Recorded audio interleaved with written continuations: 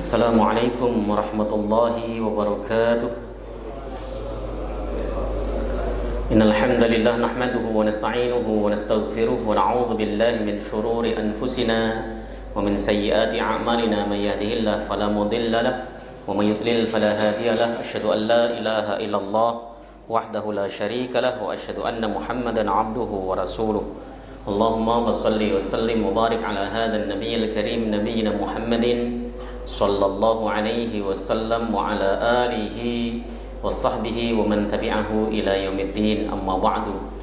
Fa ya ibadallah ittaqullah li'anna Allah ta'ala yaqulu fi kitabihil karim wa huwa asdaqul qailin ya ayyuhalladzina amanu ittaqullaha haqqa tuqatih wa la tamutunna illa wa antum muslimun.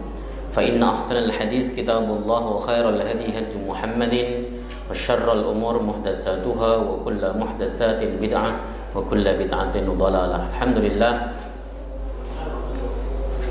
segala puji bagi Allah Subhanahu wa taala, Tuhan semesta alam yang telah memberikan kita nikmatul iman wal Islam wa sihatil badan, sehingga pada kesempatan kali ini Allah Subhanahu wa taala masih memberikan kepada kita nikmat taufik, hidayah, sehingga bisa melaksanakan ibadah sholat maghrib berjamaah disambung dengan halaqah sejenak dalam rangka membahas agamanya Allah Subhanahu wa ta'ala. Salawat beserta salam mudah-mudahan selalu tercurah ke pangkuan Rasulullah Muhammad sallallahu alaihi wasallam beserta seluruh keluarga beliau, sahabat, kerabat dan pengikutnya, serta kita semuanya umat beliau, umat dakwah ijabah yang senantiasa istiqamah konsisten dalam menjalankan dan mengerjakan sunnah-sunnahnya hingga akhir masa nanti.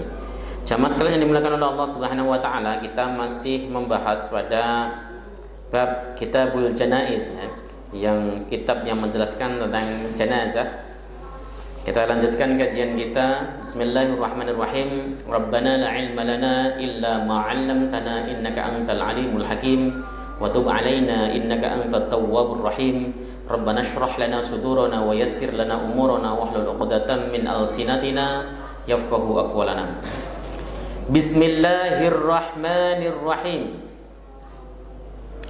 Fa idza hadarahul mautu sunna liman hadarahu talqinuhu.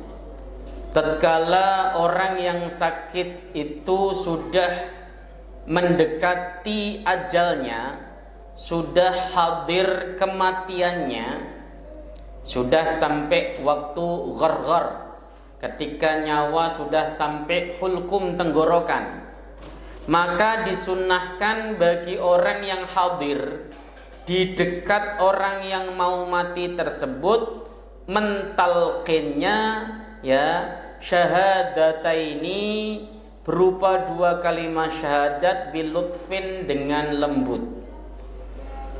Sebab Nabi sallallahu alaihi wasallam mengatakan laqinu mautakum bila ilaha illallah.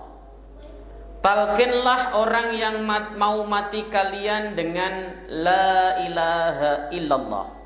Talqin la ilaha illallah kepada orang yang muhtadirul maut, orang yang sekarat mati, ya, itu berlaku jika orang tersebut adalah orang Islam. Jadi kalau orang Islam mau mati sekarat maut, maka yang ditalkinkan adalah la ilaha illallah. Tapi kalau yang mau mati itu orang kafir, maka talqinnya harus dua kalimat syahadat. Asyhadu an la ilaha illallah wa asyhadu anna Muhammadar Rasulullah. Harus begitu. Karena dia dalam posisi kafir. Tapi kalau kemudian yang ditalqin atau yang mau mati itu adalah orang Islam, cukup la ilaha illallah. Kenapa? Sebab berharap mudah-mudahan ketika nyawanya terlepas dari badannya, kalimat yang terakhir keluar adalah la ilaha illallah. Sesuai sabda Nabi dalam hadis riwayat Al-Imam At-Tirmidzi, "Man kana akhiru kalamihi la ilaha illallah dakhalal jannah." Siapapun orang yang ucapan terakhirnya di dunia ini adalah la ilaha illallah, maka dia pasti masuk surga. Makanya kemudian talqinnya adalah la ilaha illallah. Itu sunnah bagi orang yang hadir. Ya. sunnah. Bilutfin, dengan lembut halus, jangan dipaksa. Misalnya contoh, ada orang yang sedang sekarat mati, lalu kemudian antum talqin, ayo Pak bilang la ilaha illallah, ayo Pak bilang, jangan sampai enggak, ayo. Begitu sudah bisa la ilaha illallah, terus Pak, terus, jangan.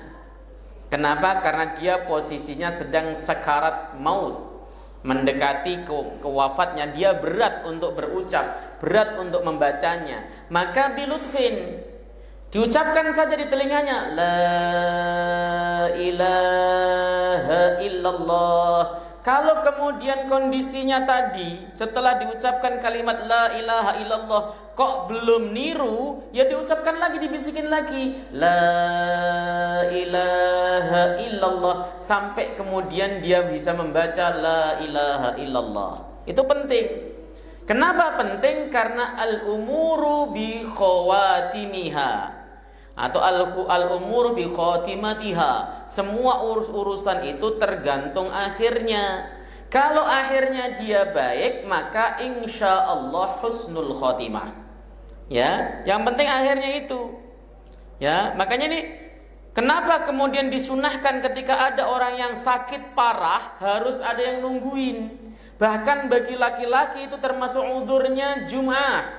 Ya, Jumat itu wajib bagi laki-laki. Tetapi ketika dia harus menunggui bapaknya yang sakit, yang sedang mendekati ajalnya, sakitnya parah sekali, bisa jadi kalau pas ditinggalkan ya, dia pergi tanpa ada yang mengetahuinya, maka dia boleh menunggu bapaknya dengan meninggalkan sholat Jumat diganti sholat zuhur. Paham ya ini ya?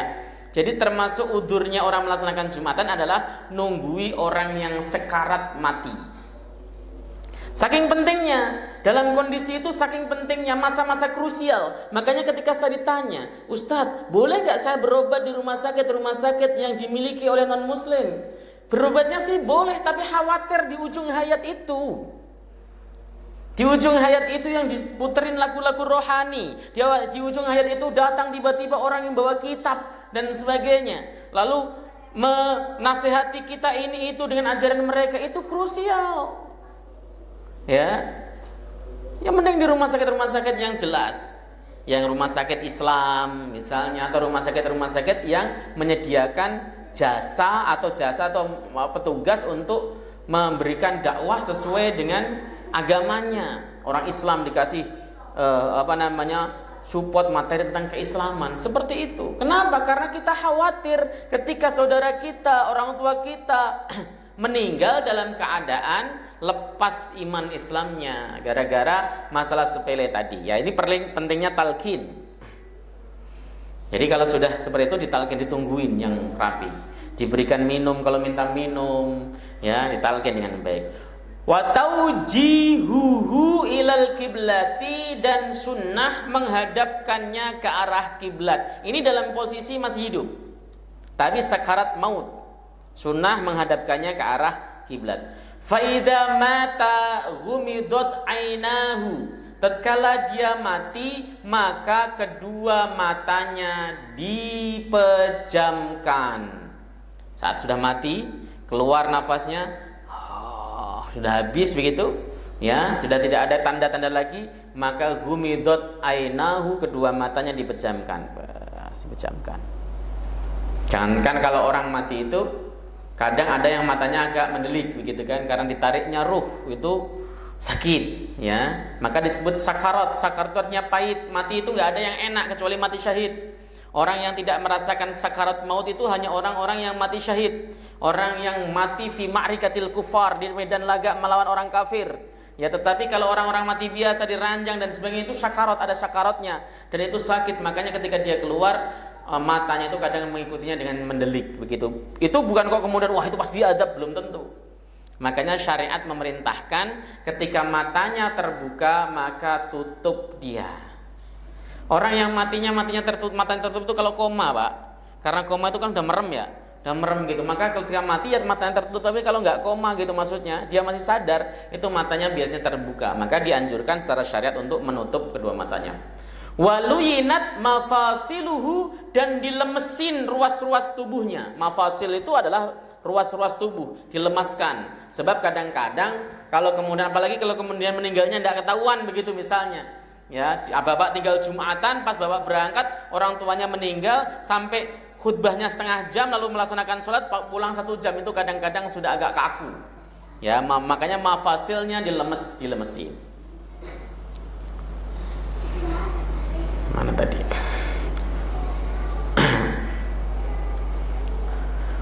Wa asra'a bitajhizihi, dan orang tersebut itu bergegas, atau orang yang hidup bergegas untuk tajhiz, itu meramut, pulasara, memulasarai jenazah, itu disuruh bergegas, jangan ditunda-tunda. Malam yakun fi ta'khirihi maslahatan, selagi tidak ada malam yakun fi ta'khir maslahatun, selagi tidak ada maslahat di dalam penundaannya. Rasulullah Shallallahu Alaihi Wasallam itu ketika wafat ditunda sampai 3 hari pemakamannya. Kenapa? Ada kemaslahatan. Nasbul imam, memilih imam pada masa itu sangat urgen, lebih urgen dibanding dengan memakamkan jasad Rasulullah Shallallahu Alaihi Wasallam. Kenapa urgen? Sebab hampir terjadi pertumpahan darah antara Ansor dan Muhajirin. Makanya kemudian itu dianggap penting seperti itu. Nah, sama juga ketika ada maslahat, misalnya ini pulasara harus segera dilaksanakan, iya betul. Tetapi ketika ada maslahat, apapun bentuk maslahatannya, ada maslahat di dalam penundaannya, maka ditunda itu menjadi tidak soal, nggak masalah.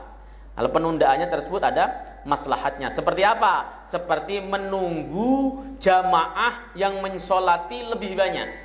Misalnya contoh, kalau kemudian itu tadi segera dipulasara, lalu kemudian dilaksanakan, yang nyolatin cuma 5 orang misalnya, maka supaya banyak orang ditunda, yang nyolatin bisa sampai 5 sof atau 1 masjid penuh dan sebagainya, itu diperbolehkan. Ada maslahat. Contoh misalnya orang meninggal di malam Jumat misalnya, kemudian segera dipulasara, paginya mau diantarkan, tapi kalau pagi diantarkan karena orang itu pagi-pagi sekali, yang nyolatin sedikit, makanya nanti aja deh kita sholatinya pas selesai sholat Jumat. Itu namanya ada kemaslahatan. Selagi ada kemaslahatan maka boleh untuk ditunda.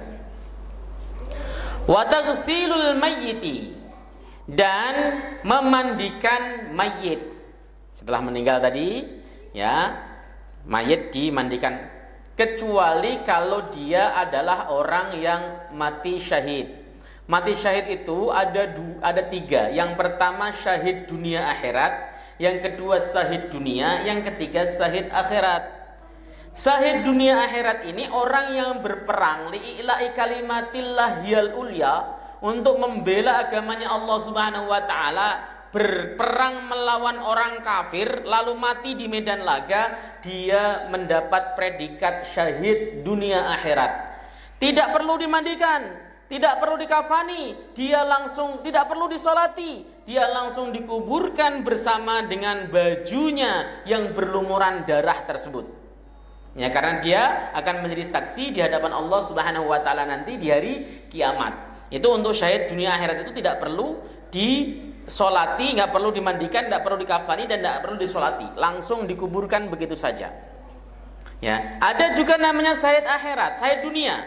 Syahid dunia itu dia berperang bersama dengan para syuhada yang lain, tapi niatnya bukan li'ila'i kalimatillah hiyal ulya, niatnya karena harta benda, karena ghanimah, karena supaya dia bisa dianggap sebagai pemberani. Itu disebut dengan syahid dunia. Kalau mati dia tidak dimandikan, tidak dikafani, tidak disolatkan sebagaimana syahid dunia akhirat, tapi dia diberikan oleh Allah neraka jahanam. Pada saat Nabi Shallallahu Alaihi Wasallam selesai perang Hunain, beliau kan melihat sahabatnya yang gugur, yang wafat. Ketika datang kepada satu jenazah, para sahabat mengatakan fulan syahid ya Rasulullah. Rasul mendiamkan, artinya menyetujui. Kemudian pada saat ada jenazah kedua juga dikatakan fulan syahid ya Rasulullah, ya, dan Rasul mendiamkan. Pada saat ketiga fulan syahid ya Rasul, Nabi mengatakan kalla, tidak, laqad ra'aituhu fi nari jahannama, aku melihat dia di neraka jahanam. Kenapa tadi? Karena niatnya bukan membela kalimat Allah, niatnya jelek, Niatnya apa? Niatnya supaya dia mendapat ghanimah. Dia bahkan menyimpan atau mengambil ghanimah dan disembunyikan di dalam gamisnya. Ya, semacam ini ya. Jadi orang yang syahid kelihatannya perang di jalan Allah Subhanahu wa taala, belum tentu dia di surga sebab niatnya salah. Yang ketiga adalah syahid akhirat. Syahid akhirat itu dia tidak berperang. Ya. Dia seperti orang yang mati kerubuhan. Bangunan kayak kerubuhan tembok, kerubuhan gunung atau tabrakan, itu adalah mati syahid akhirat. Bukan nyawanya malah gentayangan, bukan. Kalau orang kampung kan wah itu matinya tabrakan, nyawanya gentayangan. Itu matinya keambrolan gedung misalnya, itu nyawanya berarti dia gentayangan. Mati sebelum waktunya. Nah, emang ada mati sebelum waktunya? Nggak ada. Kalau mati ya memang udah waktunya mati. Ya, begitu. Kemudian juga orang yang mati terbakar. Kemudian siapa lagi? Orang yang mati beranak pada saat dia melahirkan anak lalu dia mati. Itu termasuk dalam kategori orang-orang syahid akhirat. Ya, orang yang syahid akhirat ini dia tetap dimandikan. Dia tetap dikafani, disalatkan dan dikuburkan sebagaimana biasa. Itu syahid akhirat. Ya, orang yang mati tenggelam itu masuk. Orang yang sakit perut mati itu termasuk dalam kategori syahid akhirat. Jika bapak mendapati kemuliaan dari Allah Subhanahu wa taala, mendapat syahid akhirat, maka tidak disiksa di alam kubur. Aman dari fitnah kubur sampai hari kiamat. Enggak diapa-apain, enggak disiksa di alam kubur ya. Tapi masalah masuk surga atau tidak tergantung amal, tetap dia akan ada hisab, ada mizan. Nah, seperti itu.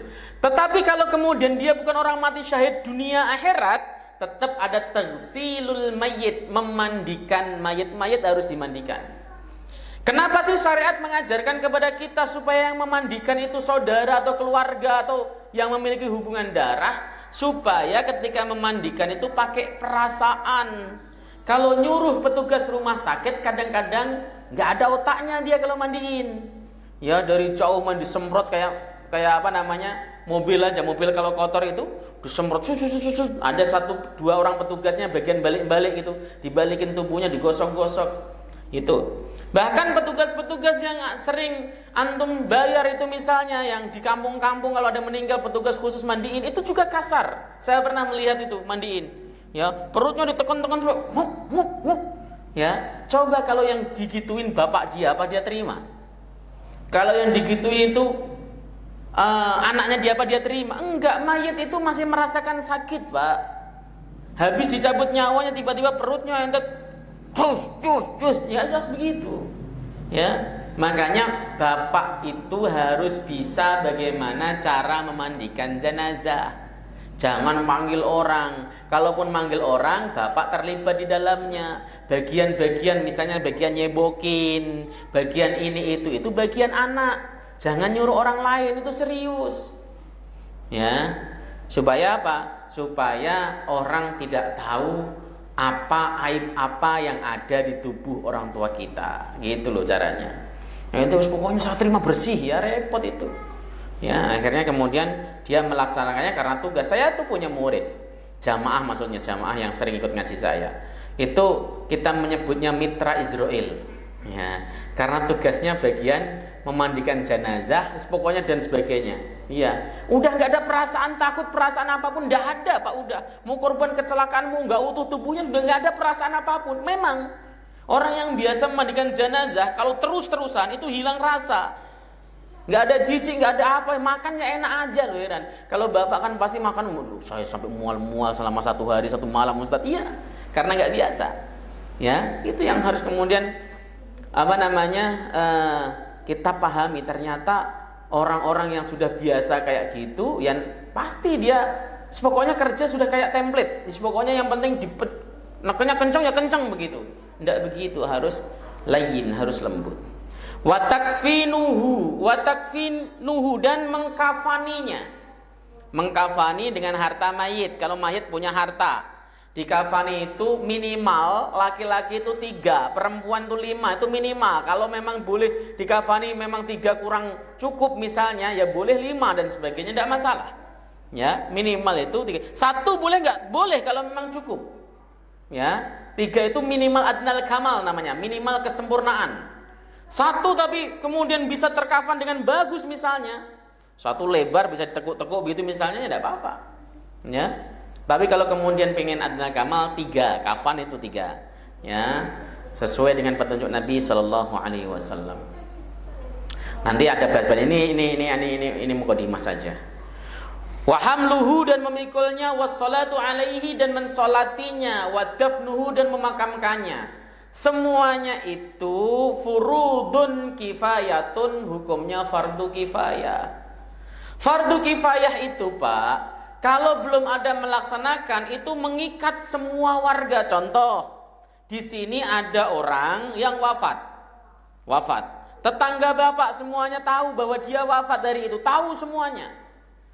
Ya, itu menjadi kewajiban semua orang yang tahu, yang mendengar dan yang mengetahui untuk merawat memulasara jenazahnya. Itu kewajiban yang sifatnya umum kepada siapapun yang mengetahui. Tapi jika ada yang sudah melaksanakannya, maka gugur dosa bagi orang-orang yang mengetahui, yang gugur dosanya. Artinya nggak berdosa ketika ada yang melaksanakannya. Tapi kalau tidak, itu menjadi fardu setiap orang. Maka jangan remehin, fardu kifayah ini bukan. Fardu kifayah itu aslinya fardu kewajiban tuh mengikat semua orang, satu masyarakat diikat semuanya. Kalau nggak ada yang nyolatin, nggak ada yang makamin, dosa semuanya. Tapi kalau sudah ada 1-2 orang yang tampil, maka gugur dosanya, gugur kewajiban bagi orang-orang yang bersangkutan tersebut. Masya Allah. Nah ini penjelasannya. Idza qama biha man yakfi tasqutu anil bakin sya'nu kulli fardi kifayatin. Tatkala sudah ada orang yang mencukupi untuk melaksanakan pulasara jenazah, gugurlah fardu kifayah tersebut atas semuanya. Fa in taraka sara al ismu ala man alima halahu wa qaddara ala dzalika summa tarakah. Apabila orang-orang itu meninggalkan atau tidak mau mengadakan pulasara terhadap jenazah, maka jadilah dosanya itu ditimpakan kepada setiap orang yang tahu dan mampu melaksanakan pulasara. Tahu kalau nggak mampu nggak dosa. Kenapa? Contohnya seperti anak-anak kecil atau orang-orang yang memang dhaif sekali, orang tua yang sudah dhaif, lemah banget sakit. Itu dia tahu tetangganya mati, tetapi karena dia tidak mampu, maka dia tetap tidak dosa. Yang dosa itu yang mampu, ya, tetapi tidak mau melaksanakan itu yang mendapatkan dosa.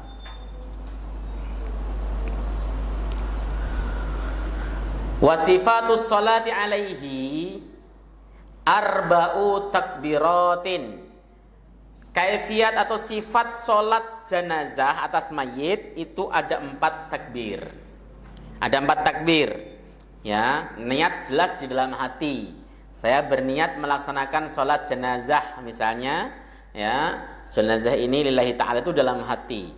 Nah, ketika kemudian dia sudah niat, maka takbir yang pertama Allahu Akbar, langsung membaca surat Al-Fatihah. Gak usah baca Allahumma ba'id baini atau Allahu Akbar kabiro. Kenapa? Karena tidak disunahkan. Langsung baca Fatihah, Allahu Akbar, Bismillahirrahmanirrahim, sebagainya seperti itu. Ya. Wa ba'da saniyati, setelah takbir yang kedua Allahu Akbar, baca as-salatu ala nabi sallallahu alaihi wasallam, membaca salawat kepada Nabi cukup. Allahumma sholli ala Muhammad wa ala ali Muhammad, itu cukup. Tapi kalau mau sempurna baca salawat Ibrahimiyah, Allahumma sholli ala Muhammad wa ala ali Muhammad kama shallaita ala Ibrahim wa ala ali Ibrahim wa barik ala Muhammad wa ala ali Muhammad kama barakta ala Ibrahim wa ala ali Ibrahim fil alamin innaka Hamidum Majid misalnya. Ya. Silakan, tapi itu membaca sholawat kepada Nabi Sallallahu Alaihi Wasallam. Itu yang kedua, setelah takbir kedua. Wa ba'das salisati, setelah takbir yang ketiga, ad-du'a'u, ya, lil mayyiti, maka dia membaca doa untuk si mayit. Allahumma ighfir lahu warhamhu wa'afihi wa'fu anhu wa wasi' madkhalahu wa akrim nuzulahu, misalnya kan, waj'alil jannata mathwahu wa mustaqarrahu, misalnya Allahumma la tahrimna ajrahu wa la taftinna ba'dahu waghfir lana walahu, misalnya. Baca semuanya panjang, ya, doa untuk mayit, doa apa saja baca, silahkan pada momen saat selesai takbir yang ketiga. Wa ba'dar rabi'ati, setelah takbir yang keempat, saktatun latifatun, maka diam sejenak. Lalu summas salam, kemudian membaca salam. Ini praktek ini ada di Madinah, Mekah modelnya. Maka ketika selesai takbir keempat nggak baca doa, saktah, cukup diam, lalu assalamualaikum warahmatullah, seperti itu kan. Tapi kalau versinya yang berlaku di Indonesia, setelah takbir keempat masih membaca Allahumma la tahrimna ajrahu wa la taftinna ba'dahu waghfir lana walahu. Itu di Indonesia, ya, prakteknya begitu. Baru kemudian salam, assalamualaikum warahmatullahi wabarakatuh. Nah, salam jenazah ini ada yang menghukumi yang rukun itu cuman sekali salam saja, ada yang menghukumi 2 kali. Syafi'iyah itu tetap 2 kali kalau madhab Syafi'i. Tapi kalau Hanabilah, madhab Hambali, cukup sekali. Makanya di Mekah Madinah sekali doang. Assalamualaikum warahmatullahi. Assalamualaikum, selesai. Enggak kemudian assalamualaikum warahmatullahi. Kalau di Indonesia antum pasti jamaah gini, assalamualaikum warahmatullahi, assalamualaikum warahmatullahi. Begitu kan orang Indonesia semuanya. Ya, karena memang Syafi'iyah begitu. Ya. Makanya jangan heran kalau kita itu sering melihat amaliyah yang berbeda-beda, ternyata ijtihad ulama yang berbeda-beda. Kita itu nggak mungkin sama, nggak mungkin satu, ya. Ujungnya, usulnya sih sama, usul itu pokoknya, tetapi furuknya, cabang-cabangnya itu ada yang cabang ke sono, cabang ke sini, seperti itu. Dan itu harus kita pahami. Kalau enggak ya bingung nanti kita itu. Itu tata cara melaksanakan sholat jenazah. Setiap kita harus paham, harus ngerti. Kalau nggak ngerti, belajar. Sholat jenazah itu harus tahu. Jangan sampai kemudian nanti ketika orang tua antum meninggal, tiba-tiba antum ditunjuk jadi imam, anaknya sudah jadi imam, nggak bisa. Alasannya nggak kuat, padahal nggak bisa. Ya, orang yang paling berhak untuk menjadi imam bagi jenazah orang tua itu anaknya maju. Kenapa? Ketika anak itu membaca doa itu pasti khusyuk, pasti mendalam betul itu ketika baca Fatihah. Kenapa? Karena dia yang disolati orang tuanya. Allahu Akbar. Bismillahirrahmanirrahim. Pasti mendalam. Beda dengan yang bukan anaknya, meskipun ustadz juga. Bismillahirrahmanirrahim. Alhamdulillah.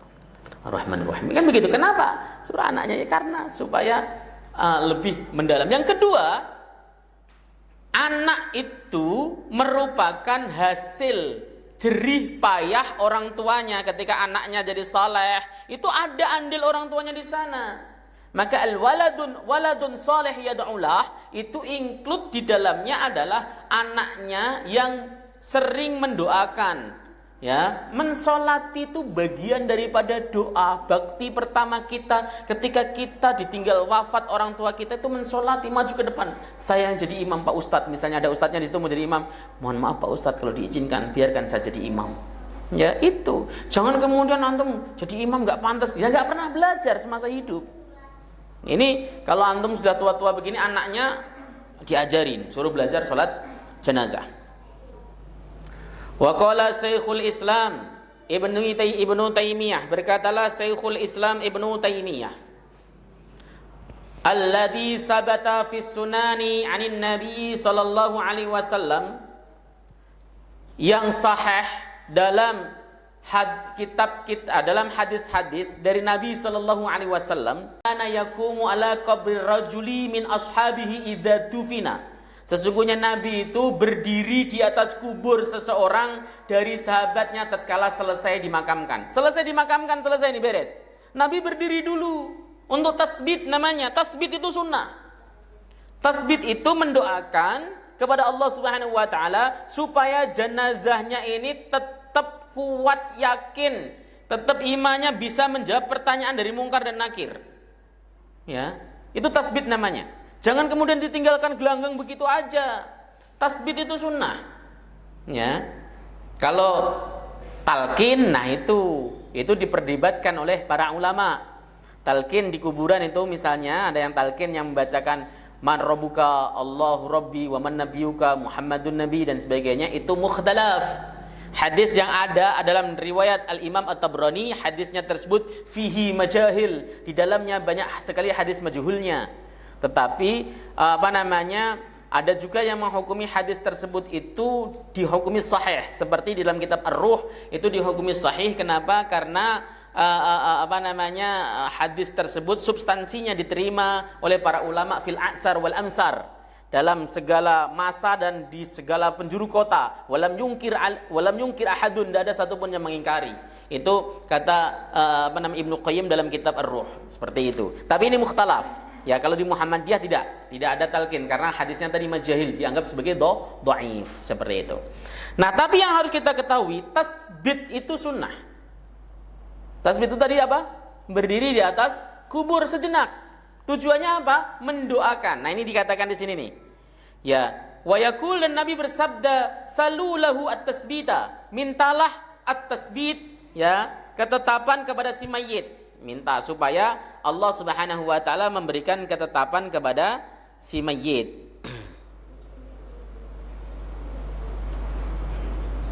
Oke.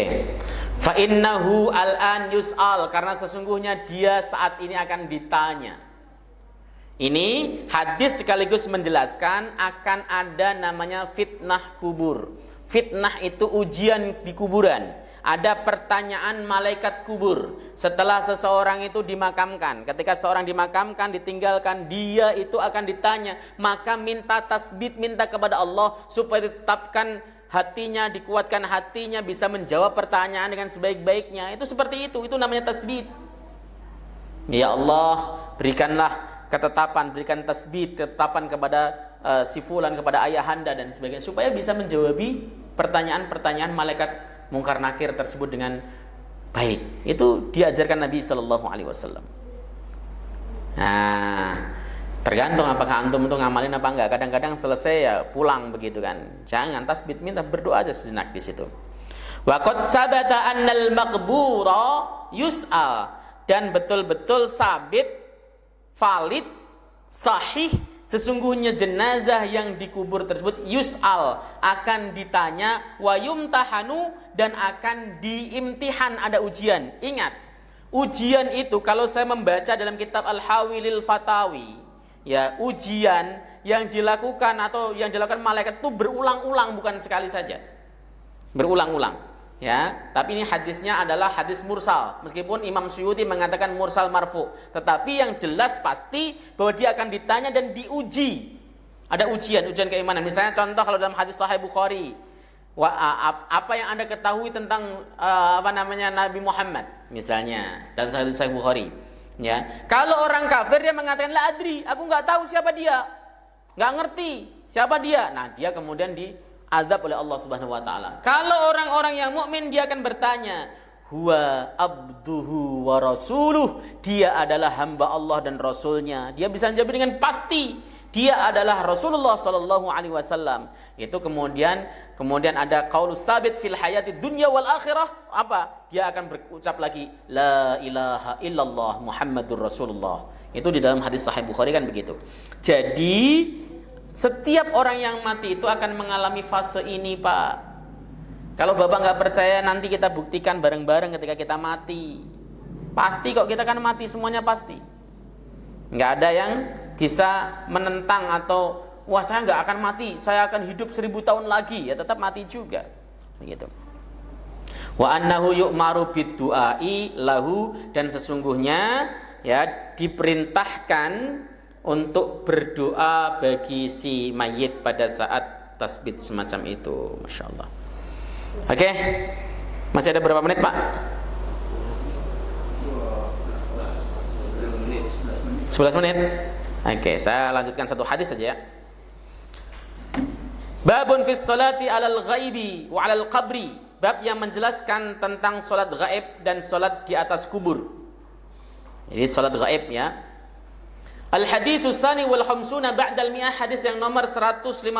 An Abi Hurairah radhiyallahu taala anhu qala, beliau berkata, na'an nabiyyu sallallahu alaihi wasallam an-najasiyya fil yaum alladzi mata fihi. Nabi mengumumkan, memberitahukan kematian Najasyi, Raja Najasyi pada hari kematiannya. Jadi mengumumkan kematian seseorang dengan tujuan supaya banyak yang nyolati, itu boleh. Kalau tidak tujuannya itu, misalnya contoh mengumumkan kematian seseorang ya, tujuannya supaya orang pada meratap, itu bisa jadi haram. Ya, pokoknya kalau tujuannya itu adalah supaya banyak yang nyolati, supaya banyak mendoakan, itu boleh. Ya, ini apa? Ini buktinya Nabi Shallallahu Alaihi Wasallam mengumumkan ya kematian Najasyi pada hari kematiannya kepada para sahabatnya. Dan ini juga sekaligus membuktikan bahwa ada istilah namanya Muslim indallah wa kafir indanas. Najasyi itu di sisi pengikutnya, dia kan raja, itu kafir tetap. Ya, tetapi dia Muslim indallah, di sisi Allah, karena dia percaya kerasulan Rasulullah Sallallahu Alaihi Wasallam. Ketika hijrah ke Habasah yang kedua yang dipimpin oleh Ja'far bin Abi Thalib, itu kan Ja'far bin Abi Thalib itu membacakan surat Toha kepada Raja Najasyi, nangis terseduh-seduh, meyakini betul yang dibawa oleh Nabi Muhammad itu adalah wahyu Allah Subhanahu wa taala sebagaimana yang dibawa oleh Nabiullah Isa dan Musa. Iman langsung tumbuh di dalam hatinya, membenarkan bahwa Muhammad itu Rasulullah. Cuman karena dia takut kalau dia mengumumkan keislamannya pasti didemo, kemudian dimakzulkan, diturunkan, bahkan bisa dihabisi sama pengikutnya, maka dia menyembunyikan keimanannya. Tetapi ketika mati, Allah memberitahu Rasulullah Shallallahu Alaihi Wasallam tentang kematian Raja Najasyi ini. Nabi nyuruh atau mengajak para sahabat untuk mensolati. Karena disolati Nabi pasti Muslim, gitu loh logikanya. Kalau orang non Muslim kan tidak boleh disolati. Ya, maka Raja Najasyi itu adalah Muslim pada saat dia wafat. Maksudnya Raja Najasyi itu sampai wafat dalam keadaan Muslim. Wa kharaja ilal musalla, lalu Nabi Shallallahu Alaihi Wasallam keluar menuju musalla, tempat sholat. Fasaffa bihim, dan Nabi berbaris ya dengan para sahabat. Wa kabbara, maksudnya beliau jadi imam ya. Wa kabbara arba'an, dan Nabi Shallallahu Alaihi Wasallam takbir 4 kali. Ini praktek sholat gaib. Nah, nanti kemudian akan terjadi perbedaan pendapat di kalangan para ulama, apakah sholat gaib itu khusus bagi Nabi, untuk Raja Najasyi, ataukah sholat gaib itu berlaku umum kepada siapapun yang mati dan kita tidak bisa mensolati, atau sholat gaib itu hanya dikerjakan kepada kaum muslimin yang dia wafat dan tidak ada orang yang bisa mensolati di sana, lalu kemudian dia mengerjakan sholat gaib. Kan ada 3 pendapat nanti. Seperti pendapat yang pertama, seperti pendapatnya Syekh Muhammad bin Shalih Al-Utsaimin itu mengatakan bahwa sholat gaib itu khusus bagi Nabi, hanya pada Raja Najasyi saja, yang lain tidak. Misalnya ada yang mengatakan juga, Ibnu Taimiyah misalnya, sholat gaib itu dikerjakan jika tidak ada yang mensolati. Kalau tidak ada mensolati, maka boleh melaksanakan sholat gaib. Tapi kalau sudah ada mensolati, ya sudah, nggak usah sholat gaib, begitu. Tapi juga kalau ada pendapatnya madhab Syafi'i, Imam Syafi'i mengatakan bahwa, atau berpendapat bahwa sholat gaib itu boleh dilakukan meski apabila kita tidak mungkin mensolati jenazah yang bersangkutan, meskipun di kampungnya sana dia sudah disolati, tetapi kita tidak bisa mensolati, maka boleh mengerjakan sholat gaib. Itu memang perbedaan pendapat di kalangan ulama. Dalilnya juga sama, hadis ini yang dipakai. Sama-sama menggunakan hadis ini. Hadis ini ternyata disambung ya dengan hadis yang nomor 153. Al-hadisus salisu wal khamsuna ba'dal mi'ah.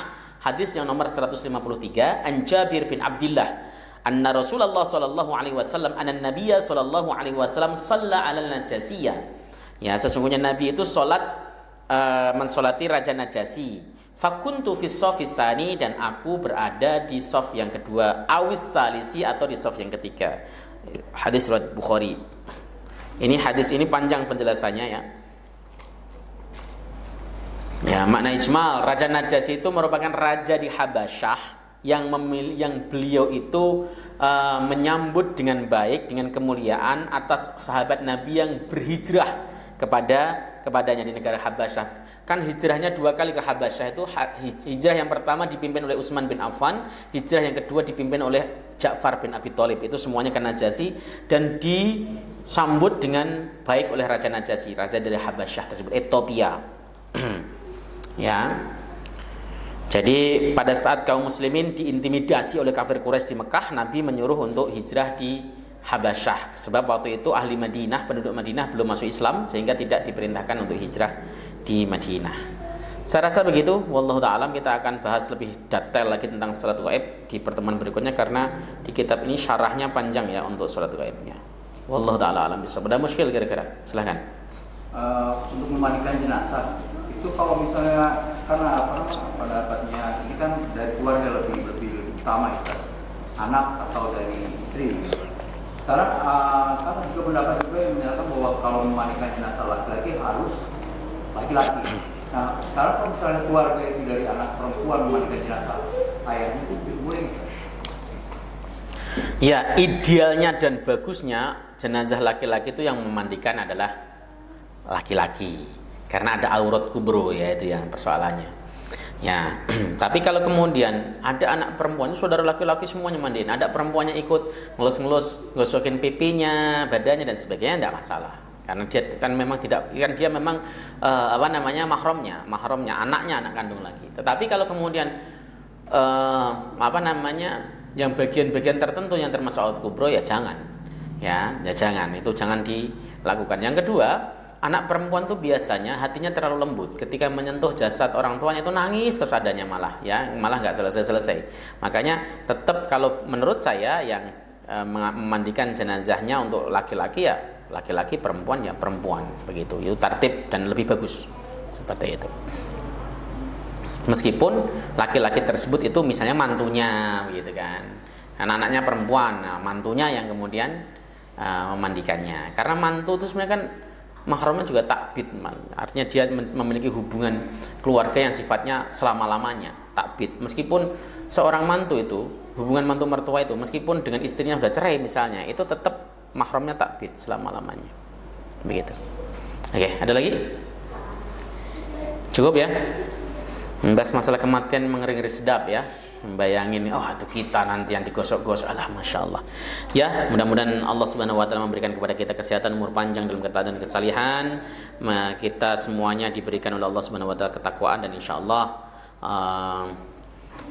kita nanti ketika wafat husnul khotimah, insyaallah kita bertemu di majlis. Subhanakallahumma hamdika asyhadu an la ilaha illa anta astaghfiruka wa atubu ilaik. Assalamualaikum warahmatullahi wabarakatuh.